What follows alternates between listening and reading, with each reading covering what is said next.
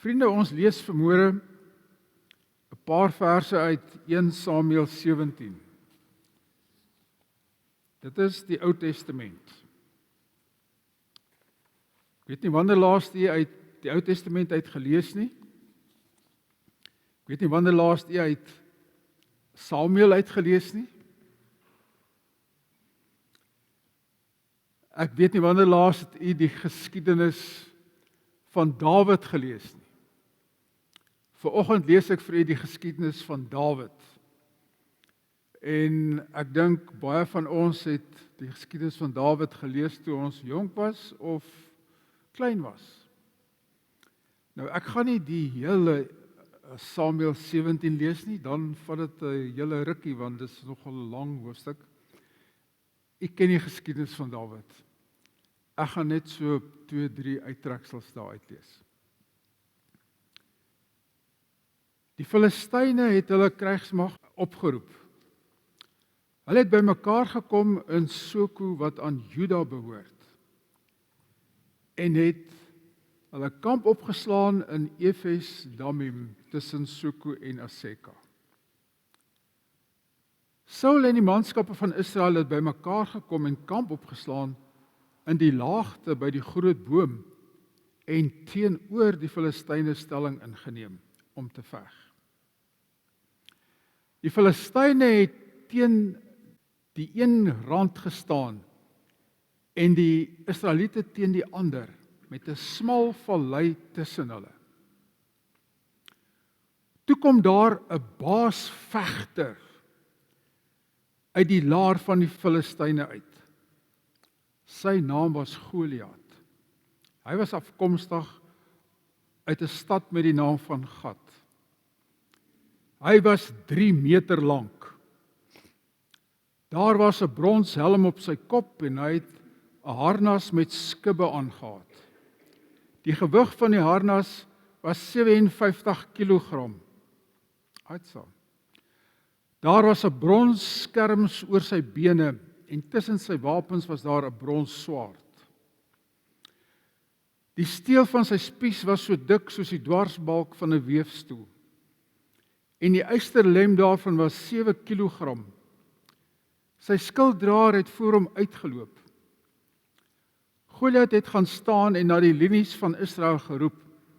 Hy het vir hulle gesê: "Waarom het julle uitgekom om gevegslinies op te stel?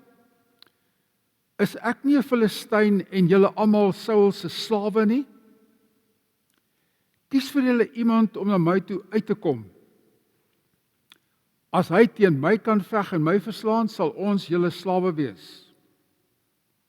Maar as ek hom baas raak en verslaan, sal julle ons slawe wees en vir ons werk." Verder het die Filistyn nog gesê: "Ek staan die linies van Israel al heel dag en verklein neer. Gee my tog iemand dat ons teen mekaar kan veg." En so het hy aangegaan. Nou lees ek 'n bietjie verder. Isaïe het vir sy seun Dawid gesê: "Vat tog vir jou broer 16 kg gebraaide koring en 10 brode en bring dit gou vir hulle in die kamp. Die 10 kase moet jy na die aanvoerder van die afdeling toe vat. Dan moet jy sommer kyk of dit nog goed gaan met jou broers en 'n bewys daarvan saambring. Saul en sy broers en die hele Israel is in die laagte by die groot boom aan die veg teen die Filistyne." Daar was daar 'n tweegesprek tussen Dawid en sy broers. En sy broers was bietjie naaiwerig op Dawid en hulle het niks daarvan gehou dat die jong Dawid by hulle uitkom nie. Dit was so lank gesprek. Ons slaan dit nou oor. Toe sê Dawid vir Saul: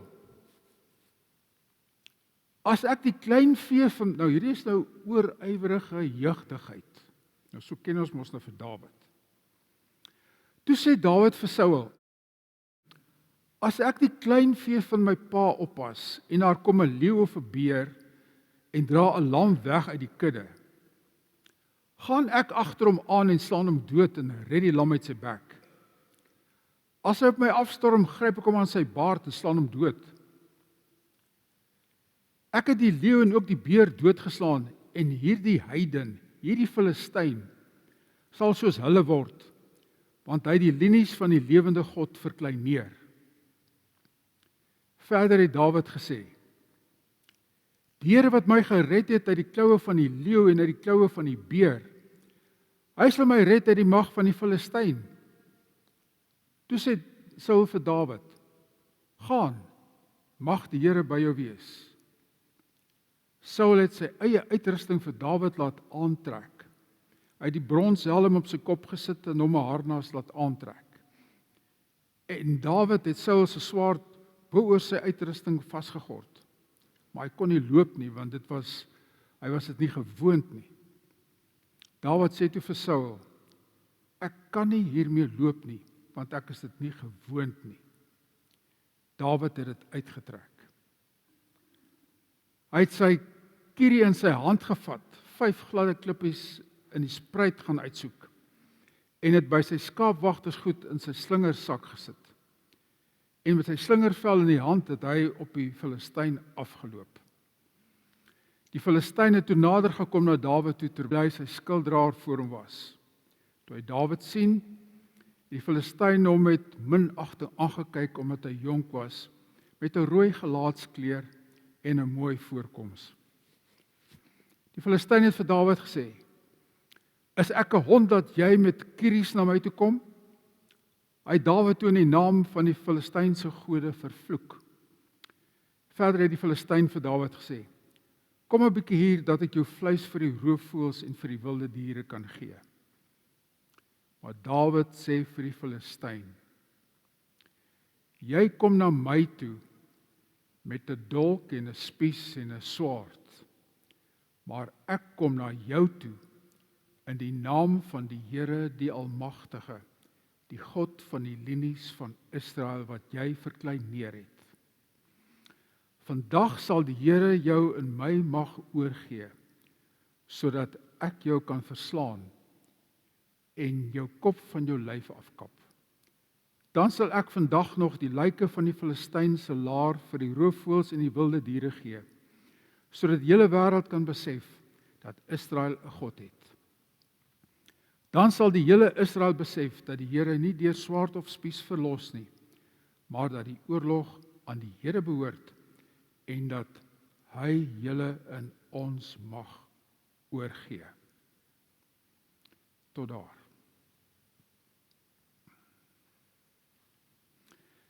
In Samuel 17 vers 45. Ek kan net weer terugblaai in my Bybel na 1 Samuel 17 toe.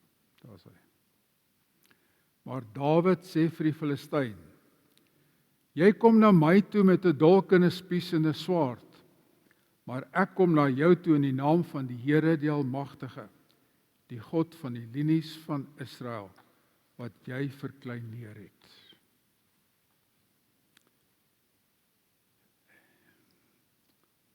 En die tema van die preek is eenvoudig: vererg en vertrou. Klink soos 'n tiener. Die vererg klink soos 'n tiener, maar by Dawid is dit vererg en vertrou.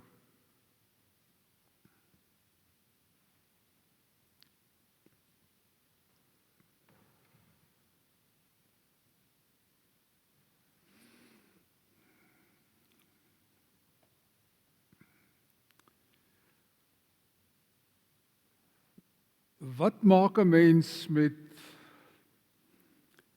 so 'n verhaal as jy dit lees, so geskiedenisverhaal in die Ou Testament? Verklaar jy dit bietjie sentimenteel soos 'n kinderstorie as jy dit vir kinders vertel? Verklaar jy dit soos 'n heldestorie? Dawid is 'n held in die verhaal, soos Rageltjie die beer? Vertel hy dit as 'n Christusverhaal, soos Dawid is 'n voorgeslag van Christus? Of 'n algemeen godsdienstige verhaal, die stryd tussen die goeie en die kwade? mens kan heel wat dinge daarmee maak as jy na verklaring soek in so godsdienstige geskiedenis in die Ou Testament. Dit bly vir mens baie keer 'n probleem. Ek dink die eenvoudigste is, bly by die feite. En die feite in hierdie verhaal is, ons kry hierso 3 persone. Goliat, Saul en Dawid. Goliat, die amperse reus, 'n Filistyn, uitdagend en 'n baasvegter, bespierd en begeesterd. Namens sy volk kom daag hy Israel uit en moenie 'n fout maak nie. Goliat is baie groot. Hy is baie sterk en baie geoefend. Hy ken die kuns om te veg. Dis hoekom hy uitkom en Israel uitdaag. Die van u wat bietjie rugby kyk. Eben Etzebeth is 2,03 meter. Goliat is 3 meter. Amper 'n meter langer as Etzebeth. So as ons dit so moet kyk, dan gaan Goliat, as in my lengte nou vat, gaan hy 'n meter langer as ek wees, en ek gaan vir hom so opkyk. En dan is hy nog soveel breër as ek, en hy dra 'n skild wat van brons is, en 'n spies wat so dik is, en 'n swaard wat so lank is van brons, en hy het al hierdie swaar goeders in wat hom beskerm, en hy loop daarmee, en hy's geoefen daarmee, en nou moet jy teen hierdie kryger gaan veg. Dis 'n onmoontlike saak. Wie sien kans vir Goliat? Hy intimideer die ganse Israel. Dan is daar Saul. Saul self is nie 'n te klein man nie. Toe Saul as koning aangestel is van Israel, was daar van Saul gesê, hy staan kop en skouers bo kan die hele Israel uit. Hy was 'n mooi man, word dit beskryf. En almal het van hom gehou, en hy was in die begin 'n skaam, nederige man. So Saul self is nie 'n klein man nie. En hy was in die begin ook 'n baasvegter in sy tyd. En Saul self as leier van Israel, ook 'n goeie vegter. En Saul het dieselfde kragbronne en militêre moontlikhede as Goliat. Hy het ook 'n swaard en 'n helm en hy ken die taktiek. Hy is net nie heeltemal so groot soos Goliat nie. Maar hy sien nie kans vir Goliat nie. Mens kan dit verstaan aan die een kant, maar wat jy eintlik nie kan verstaan van Saul nie, is dat Saul is die koning van Israel,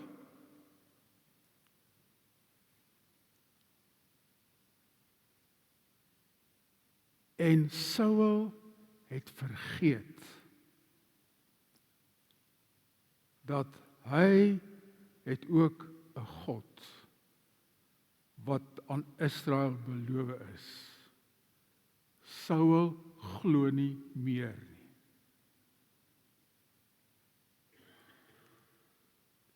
En dan kry ons vir Dawid die nederige. Die oormoedige jong man wat ontydig daaraan kom wanneer sy pa hom stuur. Hy's nie daar nie, hy's in die veld. Hy pas die skape op. Hy is nie deel van die oorlog teen die Filistyne nie. Hy is nie ingereken nie. maar hy is 'n oormoedige jong man wat die wêreld beskou wanneer dit na sy kant toe kom, en hy, as daar gevare is vir sy diere wat hy moet oppas, dan hanteer hy dit, en dis nie vir hom 'n probleem nie. En Dawid is die derde persoon in hierdie geskiedenis.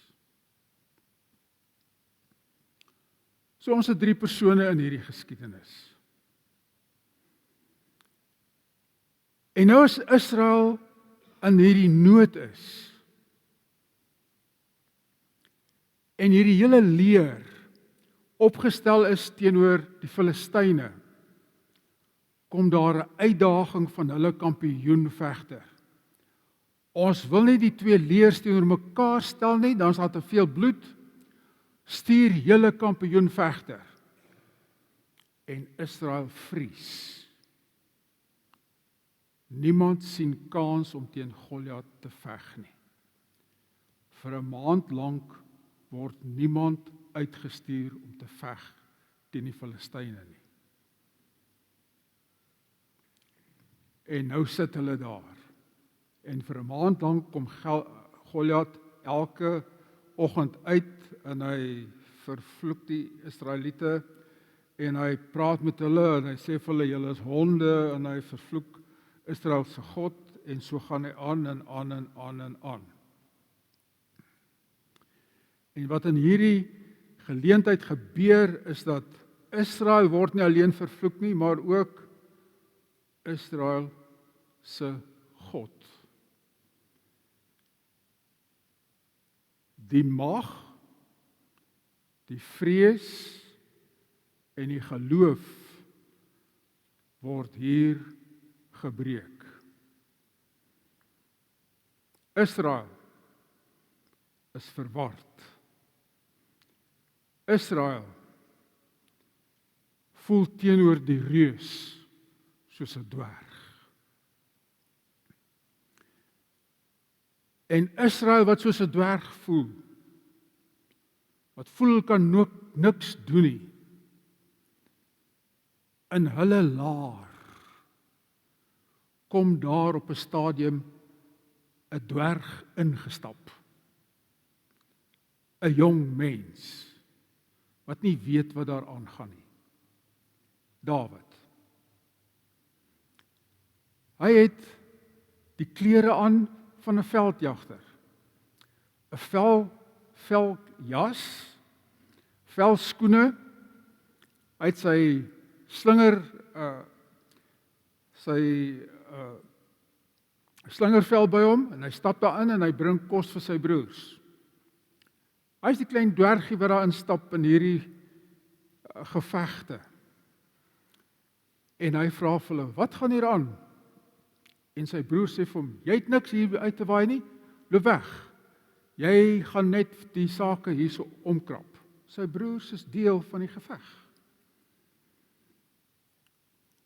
En nou word hierdie geveg deel van die klein dwergie wat daar instap. Mens kan sê, Saul en sy mense, die Saul Christendom, bereken hulle kanse. En wanneer dinge bereken word en die feite is nie reg bereken nie, is hulle bang en pessimisties. En dan sit hulle oral pansers op. En dan werk dit nie, omdat hulle nie op God vertrou nie. Want die reus is te groot. En nou kom 'n vegter soos Dawid. En as Dawid instap, dan bereken hy nie die koste nie, maar wat doen hy? Hy glo in die God wat sy slingervel gebruik. Hy glo in 'n God wat die dwerg teen die reus kan ondersteun. En as Saul sy klere vir hom aantrek en Dawid beswyk onder sy skerms en sy helm en sy swaard, dan sê Dawid op die ou end, nee, maar dis te swaar, ek kan nie met hierdie goeders loop nie. Ek moet dit uittrek, en dan trek Dawid dit op die ou end uit. En as hierdie reus hulle beledig, dan sê Dawid, nee, ek kan nie hierdie goed aantrek nie. En hy trek sy velklere aan, sy velrok, en hy trek sy velsandale aan, en hy vat sy slingervel, en Dawid word doodgewoon, soos 'n egte stryder van God. Nie 'n Saul gelowige nie, maar 'n egte gelowige. En wat doen Dawid? In die geloof vererg hy hom vir hierdie man wat die slagordes van God uitdaag. En hy het die moed om na Goliat toe te stap. Nie omdat sy wapen so goed is nie, want dit is maar 'n ou slingervelletjie. Dis nie 'n swaard en 'n spies nie. Dis maar 'n ou slingervelletjie. En as Dawid praat oor sy hoe hy homself verdedig het, dan sê hy, dis die Here wat my gered het uit die klou van die leeu en die beer. Hy sal my ook red uit die mag van die Filistyn. En as Dawid na die Filistyn toe stap, dan sê Dawid vir die Filistyn, jy kom na my toe met 'n dolk en 'n spies en 'n swaard, maar ek kom na jou toe in die naam van die Here, die Almagtige, die God van die linies van Israel wat jy verkleineer het. Goliat, jy het van die linies van Israel 'n dwerg gemaak. Jy dink ek is 'n dwerg. Goliat, ek het my nou vererg. Jy kan nie God beledig nie. En dit doen die jongman, die dwergie, in die linies van Israel. Hy vererg hom. Jy kan dit nie doen met Israel nie. Jy kan dit nie doen met God se kerk nie. Hy voel persoonlik verneder. En hoe gaan hy? Self beklei? Nee. Hy gaan beklei in die naam van God.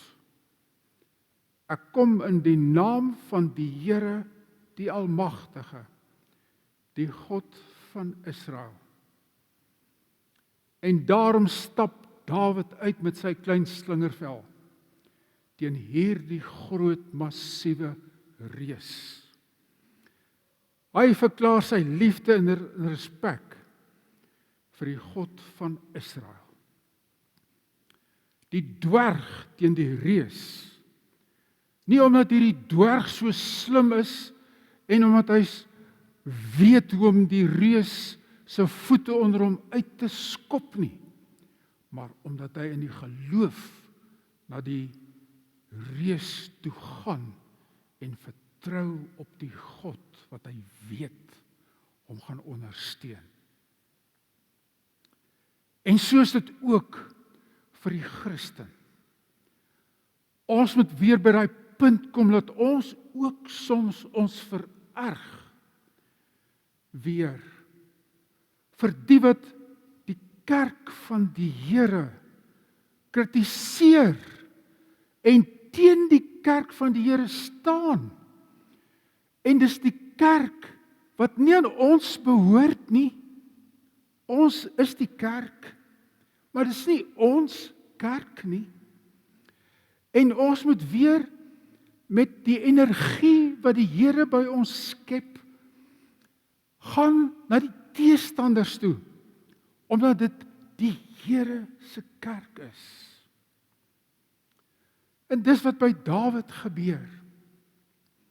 Hy vererg hom, want Dis die volk van God wat benadeel en bespot word.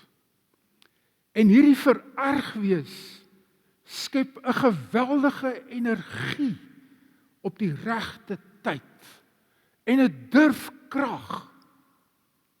Maar dit is nie 'n krag in Dawid nie. Dit is 'n godsvertroue. Daarom is verergwees nie 'n persoonlike kwaadheid nie. Verergwees is 'n ontstelteheid oor 'n verkeerde ding, maar dit moet lei na vertroue op God. Dawid se wapens beteken eintlik maar niks, want dit is 'n klein slingervel. Maar hy gaan na Goliat toe, in die naam van die Here, die Almagtige, die God van die linies van Israel. Hy is nie sterk genoeg nie. Hy het nie selfvertroue nie. Ons dink baie keer Dawid het selfvertroue, maar dis nie reg nie. Hy het godsvertroue. En so is dit ook met 'n Christen. Ons leer dit duidelik in die Nuwe Testament. Die Christen se wapenrusting is die gordel van die waarheid, die borswapen van geregtigheid, die skild van die geloof, die helm van verlossing, die swaard van die Gees. Dis alles 'n toerusting deur God, deur die Gees. Daarom moet die vlam van die Gees weer in ons ontbrand. Dawid wat sy geloof bely teen 'n super-Filistyn. Dit moet ook by ons gebeur. Nie dat ons supergelowiges word nie, maar dat ons net weer wakker word in 'n wêreld wat nie 'n gelowige wêreld is nie. 'n Wêreld wat God nie respekteer nie. Dat ons weer soos Dawid kan sê, jy kom na my met 'n dolk en 'n spies en 'n swaard. En Goliat was massief groot en massief bepanserd. En Dawid sê, ek kom na jou in die naam van die Here, die Almagtige, die God van die linies van Israel, wat jy verkleineer het.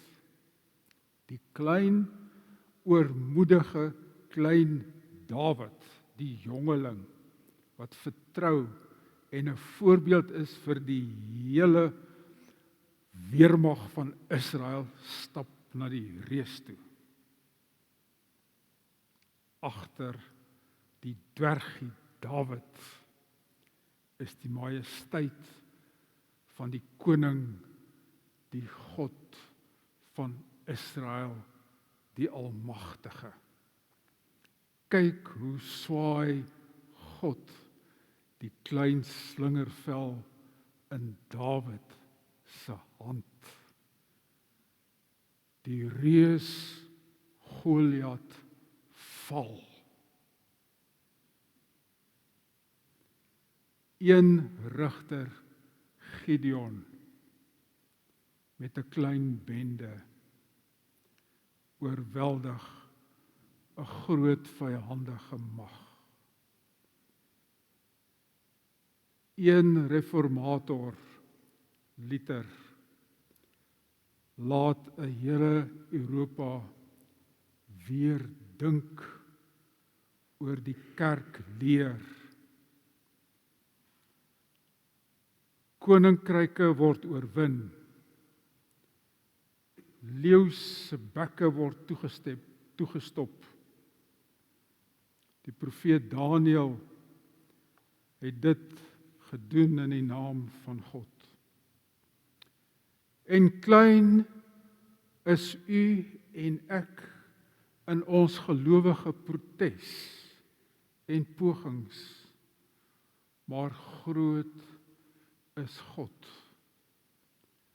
Ons moet Christus weer met die geloof sien. Christus is klein verag aan die kruis, maar koning van die wêreld, en aan die kruis word die wêreld oorwin. Verag, maar oorwin. Ons is volgelinge van die kruiseling wat die wêreld oorwin het. Vriende, ons het by Dawid begin. Ons het by Christus geëindig. Amen.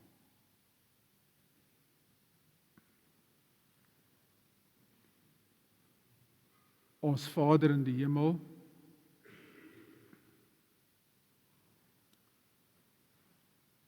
ons bely vanmôre dat ons so baie keer te min opkyk na U toe en te min moed het om gewoon net die saak van U koninkryk daar te stel wanneer daar dinge gedoen word wat nie reg is nie en dinge gedoen word wat teen U koninkryk is.